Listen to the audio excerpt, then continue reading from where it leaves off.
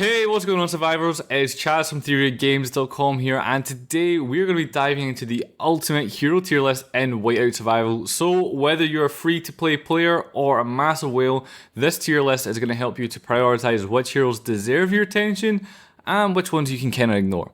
So now before we jump in, I want to clarify something important. This tier list is based on an overall performance across all game modes regardless of server age. So we're looking at the inherent strength of hero skills and their potential impact, so not just the raw stats.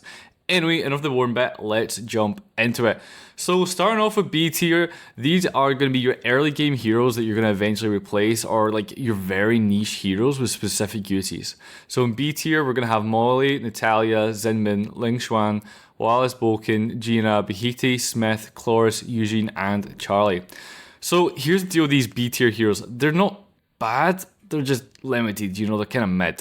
So most of these guys, like Molly and Natalia, are great when you're starting out, but as you unlock better heroes, they become the bench warmers pretty quickly. Then you have your resource specialists like Smith with his Iron Mine buff, Eugene with logging, or Charlie with coal. These heroes have one job: making you resources. They're not going to carry you in combat, but they do have their place in your city development. The key thing with the B tier is don't invest heavily in them. Use them early, get what you need from them, but save your precious upgrade materials for the heroes that we're going to be discussing next. So moving on to like the B plus tiers, are still kind of in the mid kind of range, but we're starting to see heroes with a bit more potential, but they still have significant limitations. So B plus is going to include Hendrik, Renee, Amos, Wu Ming, Alonso, Hector, Flint, Sergey, Patrick, and Sion. These heroes are interesting because they have the moments where they shine, but they're held back by RNG dependence or, perhaps very specific use cases. Take Alonso, for example. Crazy area of effect, damage, and exploration, but his expedition skills are completely RNG dependent. Wu Ming is incredibly strong in exploration with its invincibility, but doesn't quite have the overall impact to push into A tier. Now, Hendrik deals solid damage and has stun potential, but he's not quite the damage dealer that you need for the higher tier content. Renee has wild control and crowd control, but again, not consistent enough for the top tiers. So the B plus tier is where you might find some hidden gems for specific situations, but they shouldn't really be your main focus unless you're working with very limited options. Alright, so now we're going to be moving into the A tier. This is where things start to get good, so make sure you're paying attention. These are solid and reliable picks that can carry you through most of the content. So first we're going to be looking at Gatot. This guy is really hard to kill, especially in the earlier generations. He's that tank that you can rely on to absorb damage while your DPS heroes do the work. His effectiveness does decline a bit as newer heroes emerge, but he's still a pretty solid choice. Edith. Absolutely crazy performance on the battlefield. She brings shielding, damage reduction, and a final blast to those high damage situations. She's versatile and reliable. Exactly what you want from an A tier hero. Now, moving on to Gordon, massive damage over time is his specialty. If you need consistent DPS that keeps ticking, Gordon delivers. Great for both exploration and longer expedition fights. Next up we have Nora. Nice damage and stun in exploration, plus good offense and defense buffs in expedition. She's consistently solid across generations, which is why she earns her A tier spot. Now, Logan, sturdy hero with good sustainability in both game modes. He might fluctuate between generations, but overall he's pretty reliable when you need a hero who can stay in the fight. Greg, his stun and AoE abilities are useful in exploration, but his expedition skills are proc heavy and rely on RNG. Still, solid overall, just not as consistent as you'd want for the higher tiers. Now, last but not least, we've got Mia. Great exploration kit, but man, that RNG will hurt you with her random scaling abilities. When she hits, but, well, when she doesn't, you know how RNG goes. Okay, moving into our A plus tier, so we're starting to get to the kind of upper echelons of heroes now. This is where we start seeing heroes that can genuinely carry teams and deserve that significant investment. First off, we got Fred. So nice kit overall, but with excellent shield buffing and debuffing capabilities. He's that support hero who makes everyone else better whilst holding his own in combat.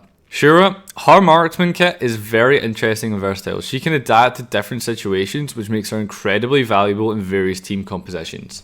Next up, we've got Wayne, who has a high damage output in exploration, but he's even better in expedition. This guy scales beautifully and can be a real game changer in the right hands. Philly.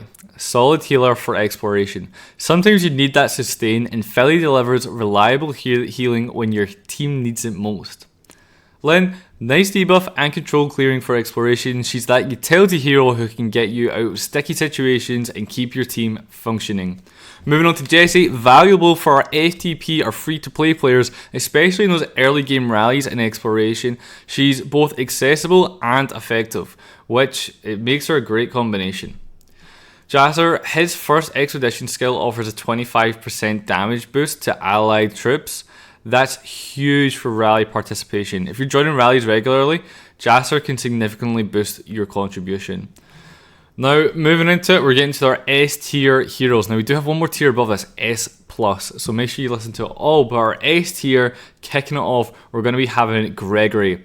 This is an absolutely wild infantry hero. Great tanking ability, stun, buffs, and a powerful special weapon. He's got everything that you want in a premium hero and scales incredibly well. Next, moving on to Freya, crazy scaling base stats with incredible damage and support abilities. She's that rare hero who can both dish out the punishment and support her team. Her versatility makes her incredibly valuable and definitely one to invest in. Now, Sonya, great damage and crowd control effects, and she remains viable even in Generation 9 servers. That longevity is exactly what you want when you're investing heavily into a hero. You know, there's nothing worse than when you invest into your hero and you have to replace. Probably not going to happen with Sonya due to that longevity that we were talking about. Now with Gwen, amazing at targeting and exploration with a ton of damage. She excels particularly in the earlier server generations, but her targeting ability makes her consistently useful for precise elimination of priority targets. Now Reyna, she has a great assassin's kit for exploration. When you need somebody eliminated quickly and efficiently, Reyna's your girl. Her burst potential is absolutely insane. So these S tier heroes are definitely worth the significant investment. They're the ones that will carry you through difficult content and remain relevant as the game evolves. Now we have made it, we're on to our S+ tier heroes. These are the absolute best heroes of what Whiteout Survival has to offer. We're going to be kicking off with Geronimo. This guy is highlighted as the top tier hero, valuable in early and mid game for both exploration and expedition. He remains strong in later generations. That consistency across all phases of the game is incredible. Now, Blanchette is also up there to join Geronimo, considered the best damage dealing hero in the game, high base stats as a Generation 10 marksman, and here's the kicker.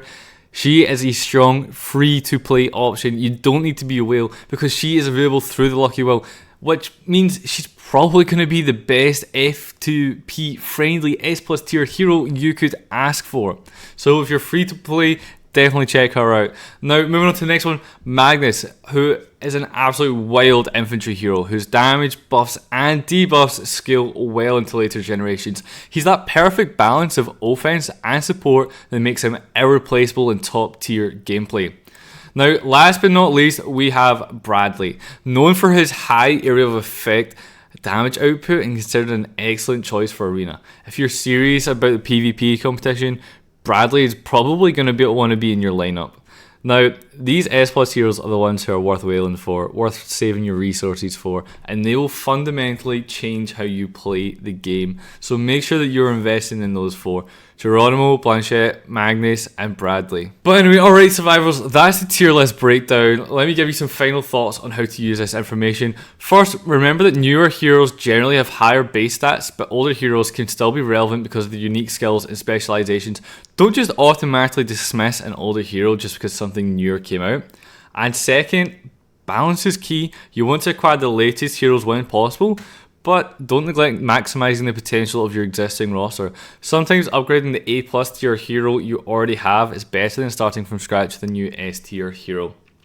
Because, you know, the level of investment that you might have to put into the S tier hero is going to really outweigh what you could be doing with the A+ tier who's you've already got upgraded, right? Now, for free-to-play players out there, focus on Blanchette from the S+ tier as she's in the Lucky Wheel, as we already said, and super accessible. But also don't sleep on heroes like Jesse and A+ tier who are specifically valuable for that free-to-play gameplay.